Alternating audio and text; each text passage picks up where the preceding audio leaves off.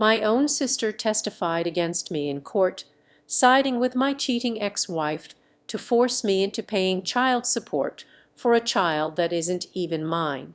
I will start by admitting honestly that I hate my sister, though it wasn't always like this. Na is my oldest sister, and I admired her a lot when we were growing up, but over time she has shown me what a terrible sister she can be. You see, I was married to my ex-wife Susie for 2 years before I discovered she had been cheating on me. The revelation came as a complete shock. I still remember the moment vividly. I was reading through her messages and stumbled upon a conversation where she had been sexting with her male best friend of 8 years. Susie had always assured me that he was just a friend, someone who had been in her life forever. Despite feeling pangs of jealousy at times, I trusted her deeply. We had built our relationship on that trust, so when I accidentally saw those explicit text messages between them, I felt utterly blindsided. It was as if the foundation of everything I believed about our marriage had crumbled in an instant. I confronted her, and she immediately broke down, apologizing profusely. She insisted it was just a one-time mistake, and that her friend meant nothing to her in that way. She promised to block him and assured me it would never happen again. Despite my anger and hurt, I wanted to believe her. We started going for marriage counseling because I was deeply wounded by her betrayal and needed to understand why it happened, and if our marriage could be salvaged. In counseling, Susie seemed genuinely remorseful. She took responsibility for her actions and worked hard to regain my trust. For a while it felt like we were making real progress. She was attentive, transparent, and willing to put in the effort to mend our relationship. I decided to stay and give our marriage another chance because I still loved her and wanted to believe that people could change and relationships could heal. However, as you might have already guessed, it was a huge mistake. After a while, I found out my ex-wife was trying to secretly meet up with her male best friend. One evening she told me earlier that she was going to be out with a coworker, but something in her behavior seemed odd, and I had a nagging feeling she was lying. Trusting my gut, I decided to call the coworker after Susie left just to check with them. To my dismay, they told me that they had no such plans with Susie. I felt a wave of devastation and confusion wash over me. It was becoming painfully clear that Susie was probably meeting up with this guy, otherwise she had no reason to lie to me. My mind raced with thoughts of betrayal. I tried calling her multiple times, but she ignored every call. I felt a growing sense of dread and helplessness as the hours ticked by. That night she finally came home very late, completely drunk. I had been waiting for her all evening, sitting on the couch in our living room, my mind a whirlwind of emotions. When she walked through the door, she didn't even acknowledge me. She looked completely drunk and just stumbled past me on her way to the bedroom, acting as if I didn't exist. I sat there feeling invisible and utterly heartbroken, realizing that the woman I once trusted and loved had become a stranger to me. Later, when I was about to go to sleep, I heard her phone buzz on the bedside table with a message notification.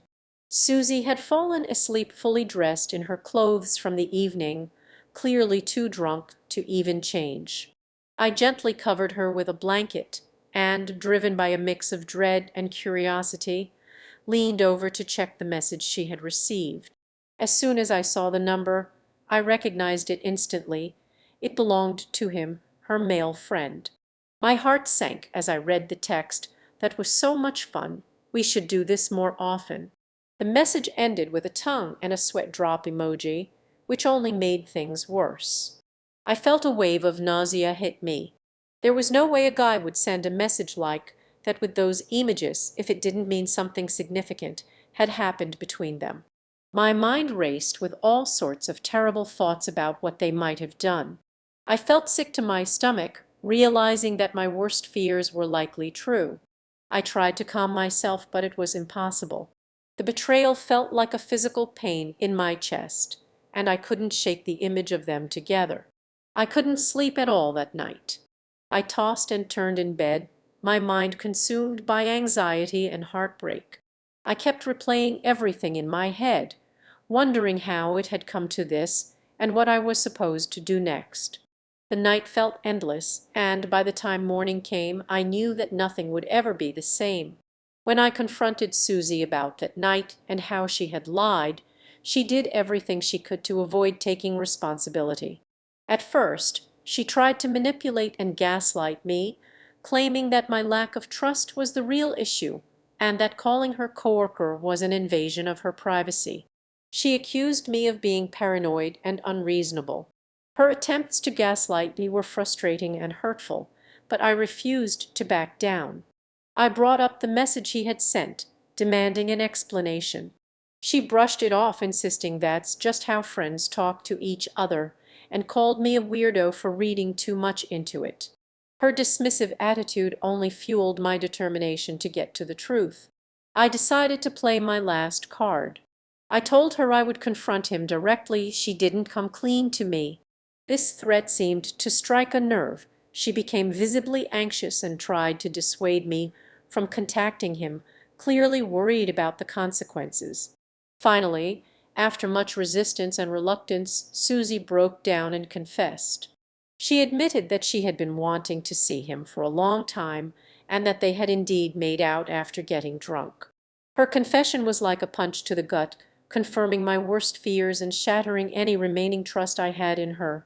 She continued to justify her actions, suggesting that our marriage had become dull and that she was seeking excitement elsewhere. I vehemently disagreed, pointing out that her cheating and deceit were the very reasons our marriage had soured. I reminded her that it was impossible to return to normalcy after discovering she was sexting with another man. Despite her attempts to rationalize her behavior, I stood my ground firmly. I made it clear that the blame lay squarely on her shoulders for breaking our vows and destroying the trust we had built. I expressed my deep disappointment and told her that I had reached my breaking point. I couldn't simply overlook her actions and pretend everything was okay.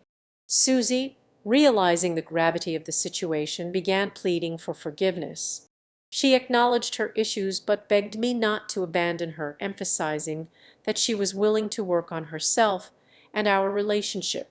Despite her promises, I realized that the trust between us had forever been shattered. The damage was too deep. Eventually, I realized that staying was only going to prolong the inevitable. Her betrayal had created a rift that we couldn't bridge, and our marriage had been irreparably damaged. After realizing this, I had to make the hardest decision of my life by asking her to move out of my house. Fortunately, we had a prenuptial agreement in place, so I was relieved that it was going to protect me from any potential financial repercussions during our divorce. Despite her insistence and attempts to involve her friends to persuade me to forgive her, I stood firm in my decision and ultimately kicked her out to the streets. I know this might sound harsh to read, but I was in too much pain. I always thought that we would grow old together. However, her betrayal left me shattered, and I knew I would never be the same again. I confided in my parents and my older sister Na about what had transpired between me and Susie. They were shocked and dismayed by the news, as no one had anticipated Susie's actions, and assured me of their support to divorce her, which provided me with some comfort. However, Na seemed unusually quiet throughout all this, which struck me as odd.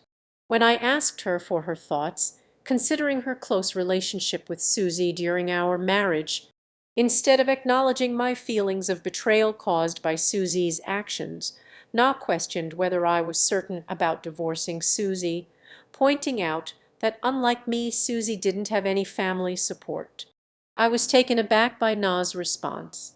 It seemed like she was more concerned about Susie's well-being than about the emotional turmoil I was going through. I responded firmly to Na, stating that I didn't care about Susie's support system because she had chosen to betray me repeatedly through her infidelity. I emphasized that Susie's well-being was no longer my concern and questioned why she seemed more concerned about my ex-wife than about me, her own brother.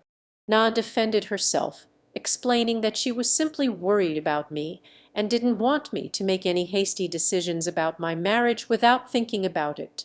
She expressed how she had always believed Susie and I were meant for each other, and that she was still in shock about our divorce. Hence, she wanted to know if I would have any regrets down the line. While I found her response to be strange at the time, I didn't dwell on it too much. Afterward, the entire situation was already emotionally draining, so I tried to focus on getting through my divorce first. In the beginning, everything seemed to be going well for me during the divorce proceedings, and my lawyer was confident that we would win the case. But then everything changed. Susie dropped a bombshell. She claimed she was pregnant. I was blindsided once again. My world came crashing down around me. I felt furious and heartbroken at the same time. She wanted me to believe that I was the father of the child, and she made a public spectacle out of the entire ordeal, trying to paint me as an abusive husband who had abandoned her and now refused to support her. She convinced my sister to testify against me, claiming that I had been emotionally and financially neglectful, and because of this Na supported Susie's claims in court. I was left feeling utterly betrayed by my sister, and her loyalty to my ex-wife cut me to the core. Even though I was able to prove through a paternity test that I wasn't the father of the child, the emotional fallout from the entire situation was devastating. I couldn't believe that my sister had sided with Susie, the woman who had cheated on me and attempted to ruin my life. Na's betrayal felt even more painful because she had known everything I had gone through and the emotional scars I still carried. It felt like she had chosen to side with someone who had hurt me deeply over her own brother, which shattered any bond we once had. My relationship with Na has never been the same since that day in court. Although she reached out after the trial to apologize for supporting Susie, I couldn't bring myself to forgive her. I told her that I couldn't trust her anymore, and she needed to realize the damage she had caused by standing against me. Our bond has been permanently severed. I've distanced myself from her ever since. Despite the years that have passed, I often wonder if there was something I could have done differently, but I know deep down that the betrayal I experienced from both Susie and my sister was beyond repair. In the end, the trauma of this experience lingers, but I've worked hard to rebuild my life. While I still feel a sense of loss over the relationships that were shattered, I've also learned the importance of surrounding myself with people who genuinely care for me. Though I hope to one day find love again, I will always carry the scars of betrayal close to my heart. Update: years have passed since that tumultuous time when my world shattered. The echoes of betrayal still linger, but I've found a way to navigate the aftermath, reshaping my life into something I could have never envisioned back then. In the immediate wake of the divorce, the emotional weight was suffocating. I felt like a ghost in my own life. The initial months were a haze of grief, anger, and confusion. I immersed myself in work, pouring my energy into my career as a graphic designer, hoping that drowning in deadlines and creative projects would help me forget. The office became a refuge where I could lose myself in the pixels and colors that were so much easier to control than my own tumultuous feelings. As I settled into this new normal, I made a conscious decision to focus on healing. I began attending therapy sessions regularly, sharing my story and unpacking the layers of pain and betrayal I had experienced. My therapist encouraged me to explore not only my feelings about Susie and my sister, but also my own sense of self-worth, which had taken a beating. Slowly, I learned to forgive myself for trusting them. I realized that vulnerability is a strength, not a weakness, and I vowed to carry that lesson forward. In the midst of this personal growth, I found solace in new friendships. I started joining local art clubs and community events, which introduced me to a diverse group of people who were passionate about their crafts. There was a particular art collective where I felt an instant connection. They welcomed me with open arms, and it was refreshing to be around individuals who shared my enthusiasm for creativity. Through them, I began exploring new mediums, pushing the boundaries of my artistry, and allowing myself to express emotions I had long suppressed. One evening, at a gallery opening for a fellow artist, I met a woman named Lily. She was captivating, with an infectious laugh and a warmth that made everyone around her feel at ease. We struck up a conversation about the art on display, and for the first time in a long while I felt a spark of joy. As we chatted I shared bits of my story, albeit cautiously, and she listened intently, offering insights and encouragement.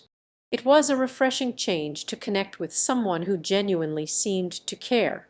As our friendship blossomed, I found myself opening up in ways I hadn't thought possible. We explored the city together, visiting museums and art installations, sharing our favorite coffee spots, and diving into deep discussions about life, love, and our dreams. Lily became a breath of fresh air in my life. Despite my growing affection for Lily, I was hesitant to dive headfirst into a new relationship. I wrestled with the fear of repeating past mistakes, of being vulnerable again and risking further pain. But Lily was patient and kind, never pushing me beyond my comfort zone. Instead, she provided a safe space for me to rediscover joy and intimacy without the weight of expectations. As the seasons changed, so did my outlook on life. With Lily's encouragement, I began to explore the idea of love again. I learned to appreciate the little moments, the laughter we shared, and the way her hand felt in mine. I realized that opening my heart didn't mean I was forgetting the past, it meant I was choosing to embrace the future. Around this time, I also decided to address the unresolved feelings I had towards my sister Na. After months of silence, I sent her a message asking to meet. I knew it was time to confront the hurt and betrayal head on, not to rekindle our relationship. When we met at a small cafe, Na looked different. Her eyes carried the weight of regret. As we sat across from each other, the tension was palpable. I expressed my pain and confusion about her testimony against me, how her loyalty had shifted so drastically. She listened, her expression a mix of guilt and sorrow, and for the first time Na explained that she had been caught in a whirlwind of emotions after my marriage ended. She felt torn between her loyalty to her friend Susie and her love for me as her brother. In her mind, she believed that siding with Susie was the right choice, convinced that I would eventually come around. But as I laid bare my feelings of betrayal, I could see the realization dawn on her. She understood that her actions had lasting consequences, and that her attempt to support Susie had not only hurt me, but had also shattered our relationship. The conversation was emotional but cathartic. We both cried, sharing memories of happier times and the bond we once had. While I wasn't ready to forgive her entirely, I acknowledged that her willingness to own her mistakes was a step in the right direction. I left the cafe with a sense of relief, knowing that I had finally spoken my truth. As I continued to rebuild my life, the relationship with Lily deepened. We started talking about our dreams for the future, traveling, exploring new artistic ventures, and living life to the fullest. One weekend, we took a spontaneous trip to the coast, where we walked along the beach, the sun setting in vibrant hues of orange and pink. In that moment, I felt an overwhelming sense of gratitude. I had come so far from the pain of betrayal, learning to embrace love again and allowing joy back into my life. Months turned into a year, and I began exhibiting my artwork in local galleries, receiving positive feedback and encouragement from the community. My work became a reflection of my journey, pieces that conveyed heartache and resilience, merging colors and emotions into something beautiful. With each brushstroke, I poured my experiences onto the canvas, transforming pain into art. In the midst of this blossoming career, I realized I wanted to take the next step with Lily. One evening, while we were cooking dinner together, I gathered my courage and asked her to be my partner officially.